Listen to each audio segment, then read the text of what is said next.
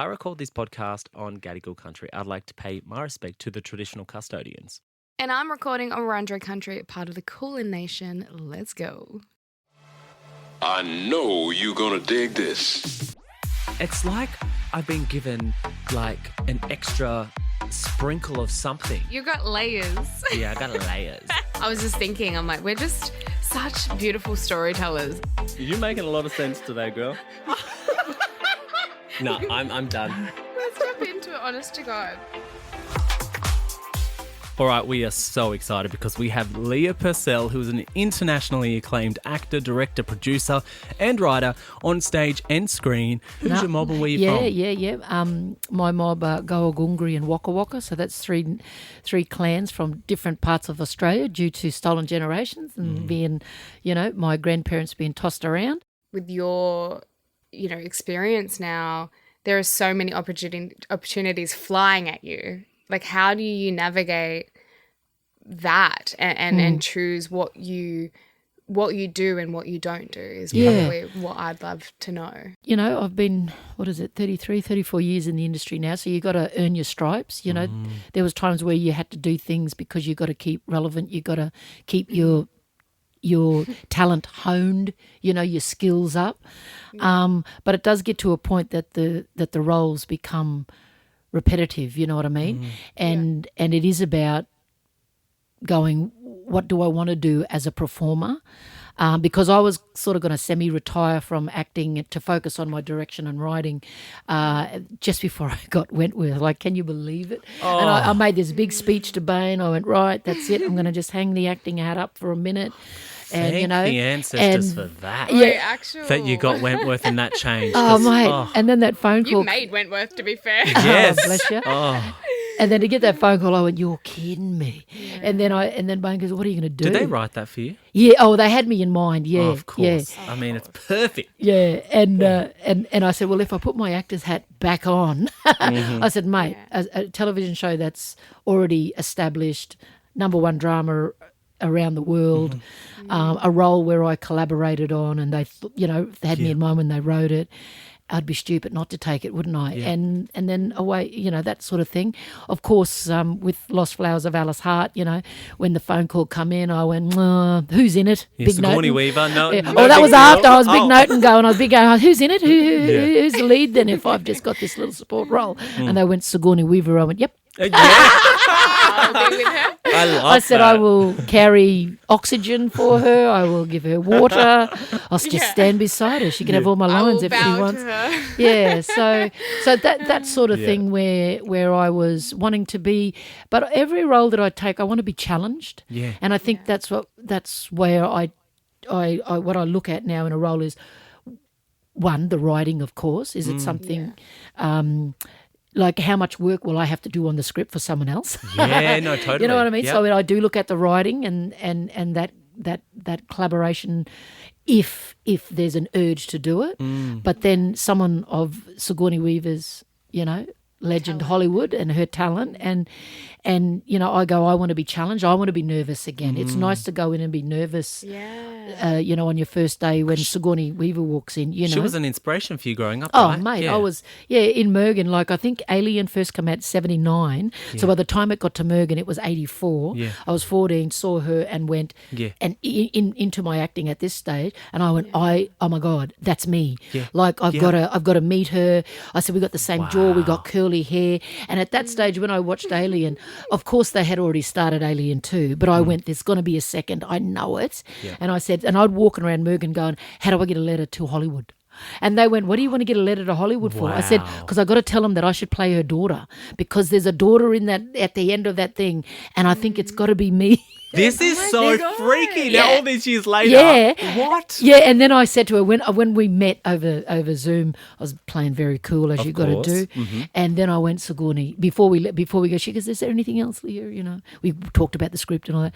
And I went, yeah, there is one thing. I said, for me to be able to do my job right, you got to give me one thing. And she goes, what's that?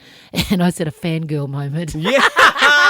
And I said, just one. Yeah. I got to tell you this good yarn. Yeah. So I told her, and she pissed herself laughing. And and then it was, and that sort of broke the ice for me too, because I could just be me, and she was great. We've got Kirby Bentley in studio today. Kaya mob. Yes. Who's your mum? Where you from? Nyungar Yamaji from Western Australia. I grew up in Cracker Country. It's renowned as Cracker Country in Mount Barker.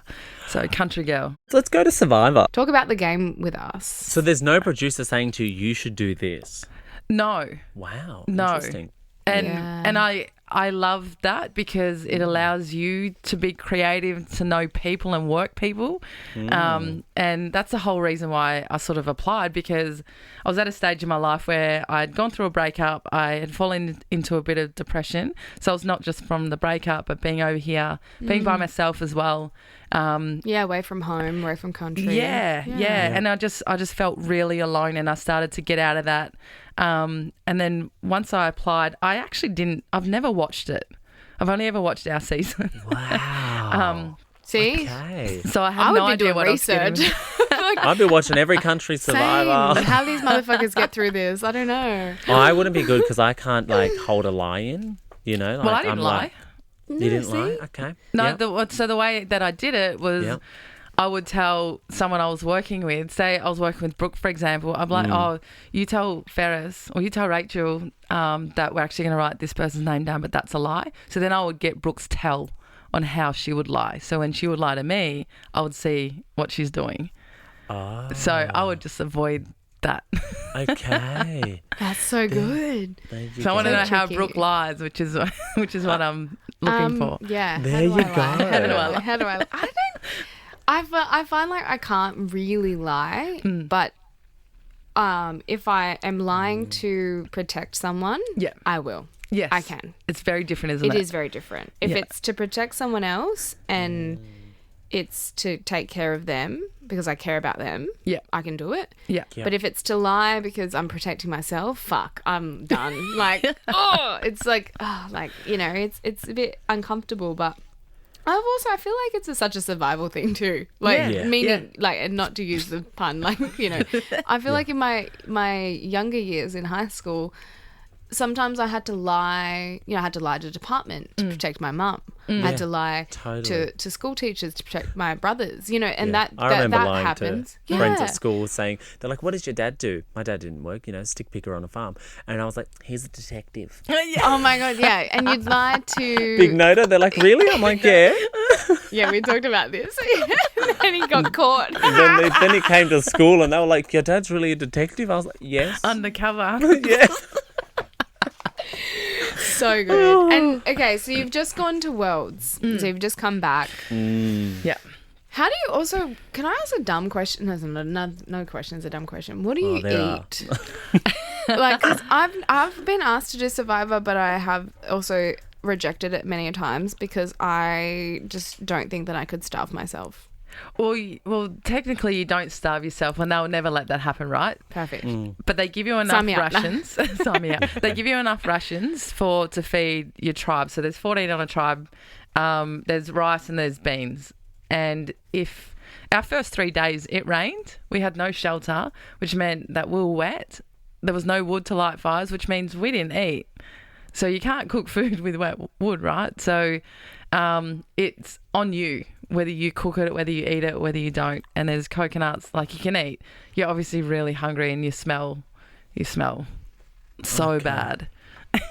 Not today, you smell amazing. Yeah. So there's no like coming in with the quick fix and the producers going, all right, we've got a little gas stove. If you want to cook your beans and rice. No, okay. absolutely not. Rude. No. So whatever. What So about shaving? Can you shave? No, you can't brush your teeth. You can't shave. There's no soap. If you lose your clothes, you lose your clothes. That's all you have. Maddie won't last. Yeah. So we take 7 items or 9 items, and if you lose them, like one of our contestants threw another contestant's clothes out. So that's all she had. So she was missing. As a strategic, like.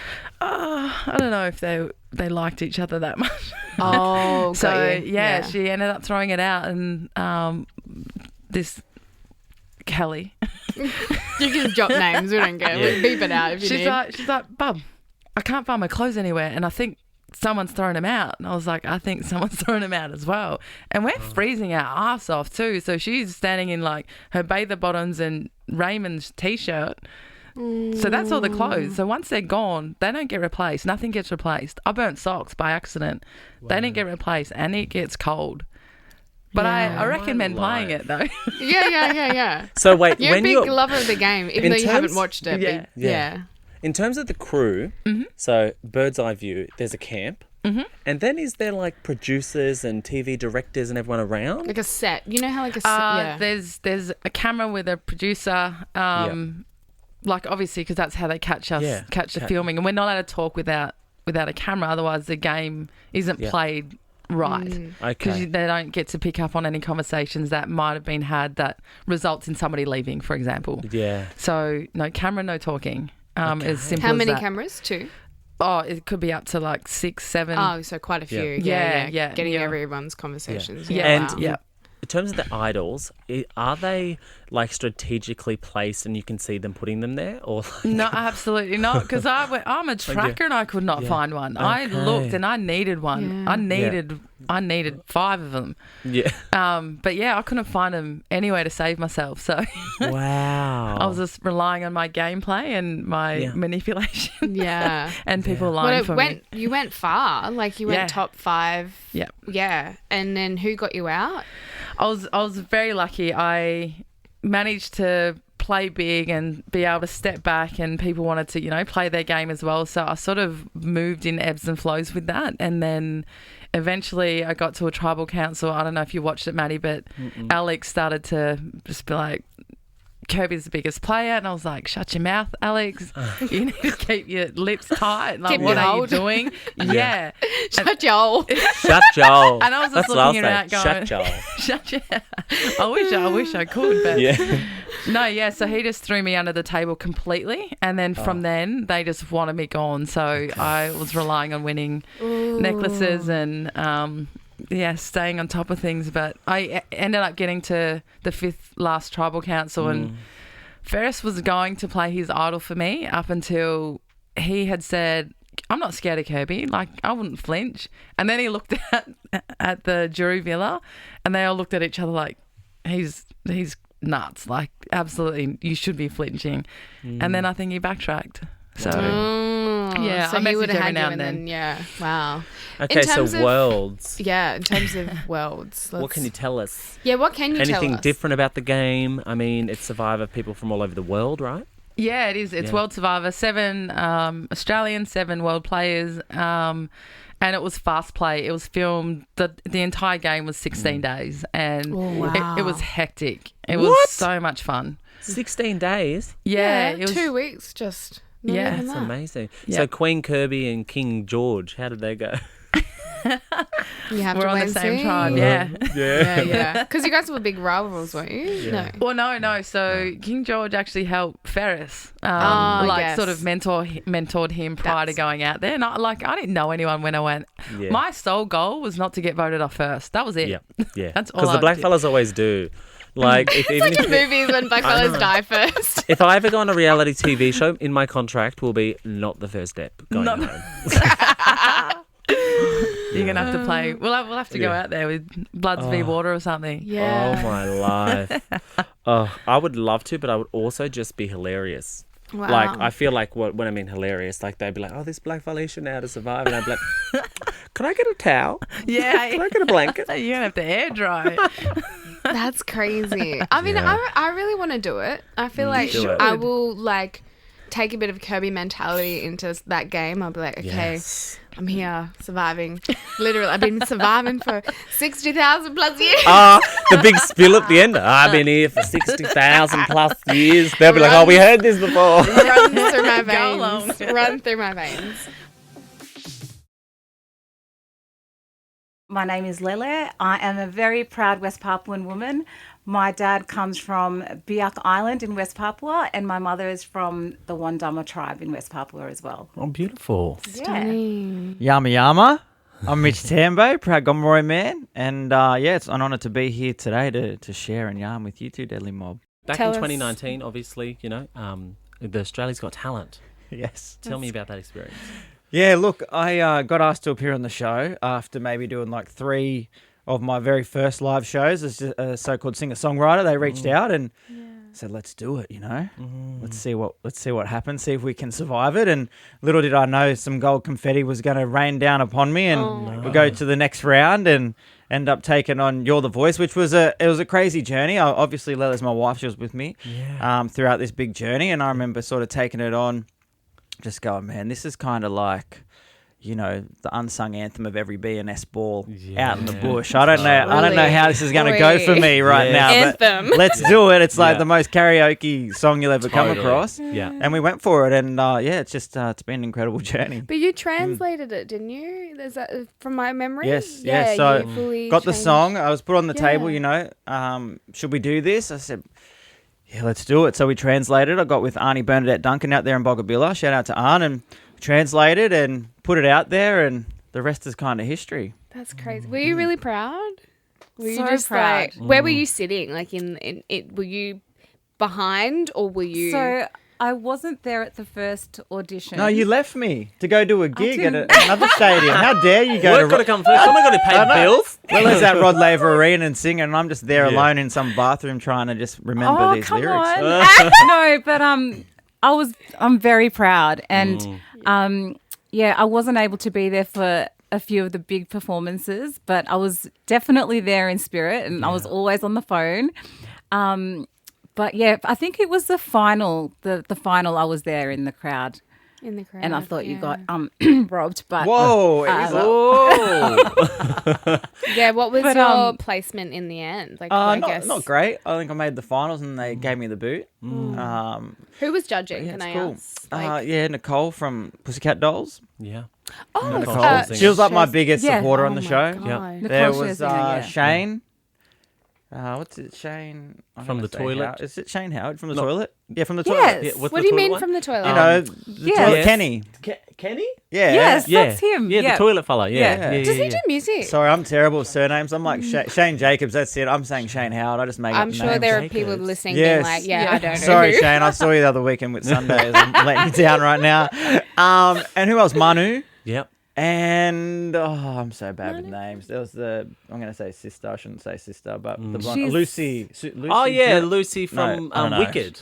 Yeah, Yes. Yeah, She's she in did musicals She did and Glinda. things. Glinda, I'm pretty sure. I'm I just know going to who say you're yes. talking I about. mean, Yeah. X Factor, Glinda. It's, Lucy. We should know this. Yeah. But Lucy like, Durack. well, It's all that good. was what year was that? 2019 I was on, yeah. So long time. And like, Yes. how has music changed like since for you, like from that experience? Yeah, look, it's changed heaps because obviously when I went on there, I had no sort of intention to end up, signed to one of the biggest record labels in the world and go on this crazy journey at the time. I just really wanted to just share culture and just really show. My whole intention and goal on there was just to show the world and wider community that our culture's alive, it's thriving, and you can have light skin and look like me and be a proud black fella and carry culture. Because I think a lot of the times people, that don't know much about us, they look for someone that's visibly black to go, I'm going to get culture from you because But in the way that things have happened, you could see someone that appears that way and they know nothing, unfortunately, because they've been taken away or things have happened. Or you can see someone like me that's light and you've been lucky to grow up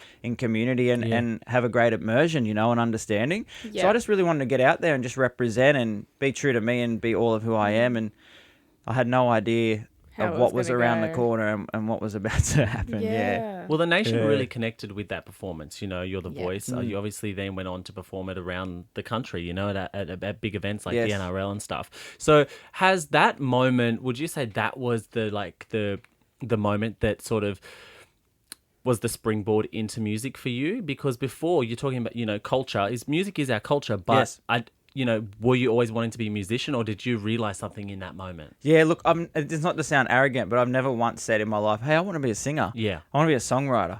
From about the age of 15, I knew that for the rest of my life, I just wanted to know and understand who I am as an Aboriginal person and be able to share and celebrate that.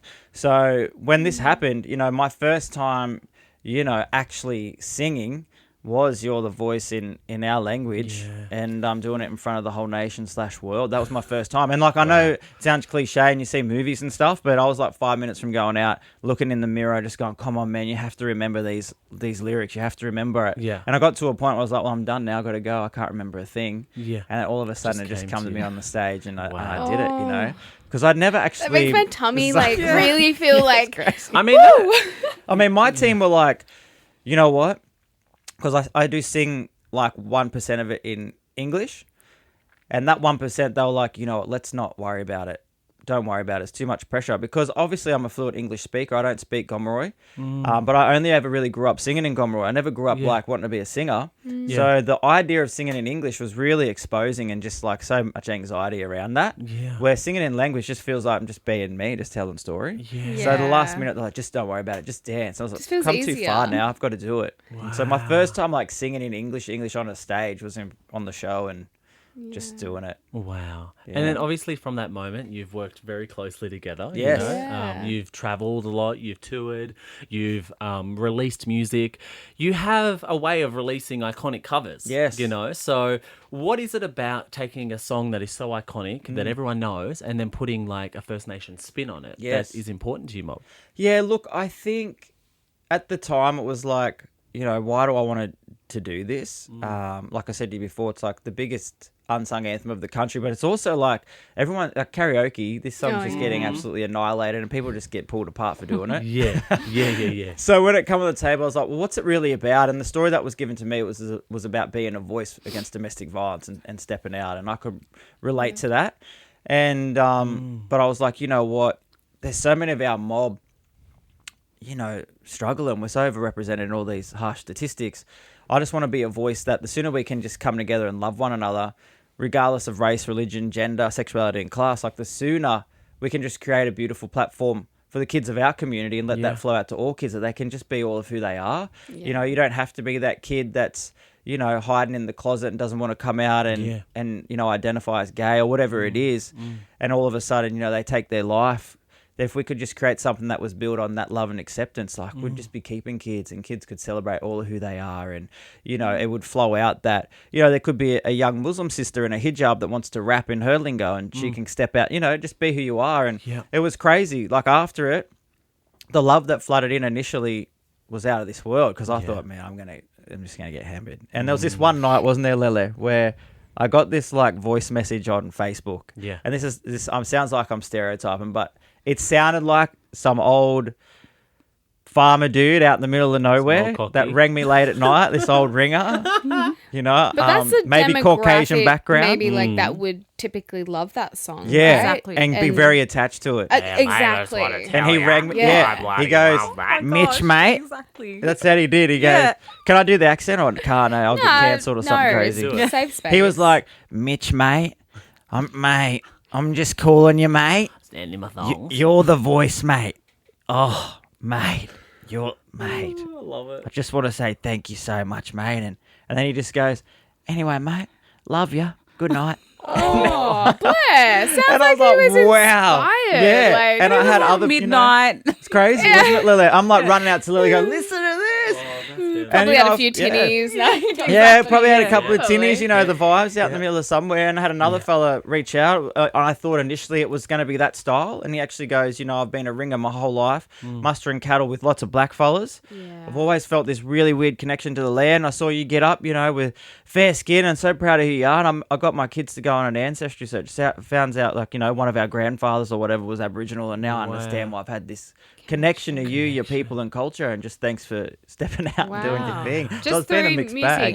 and Through that music. song. Yeah. It's been crazy. Yeah, that's crazy. Bless Yeah. like John Farnham, he's real sick at the moment. Well, Yes. I think he's come on the other side of it now, Okay, right? Like yeah. he's sort of on his healing journey. Yeah. Well, yes. Jess and Guy Sebastian just did that tribute at the Logies. Yes, which was epic. beautiful And tribute. It would have been amazing for you to step out. Where and- was I, Maddie? You need to put a word You know in, what, Braz? When they were singing, when she came out, she was singing You're the though. Voice, I was like, wouldn't it be amazing for you to come out and sing a bit in language? Yeah, I but loved it. you know, maybe next time. Totally. And I mean, you know, I've been blessed to obviously sing it with John Yeah. and Brian May from Queen and bless her, Olivia Newton-John. And, Yeah. Oh, you know, through the campaign and stuff when John was crook, they asked me to front his band and sing on his behalf. So I've been really blessed in the sense to have his backing, and I think he's a really big advocate for our people and for positive change and letting that wind shift in the right direction for us, which is great, you know. Well, that's all we have time for today, guys. Thank you so much for listening to First Things First. We love you guys. If you want to hear anything from us or you want us to cover anything on the pod, make sure you hit us up on social media. You can find Brooke at brooke.bloaton, me at It's Maddie Mills. But if you want to hear other podcasts as well, you can check out Nova Podcast Official. See you guys next week. Catch ya. Bye.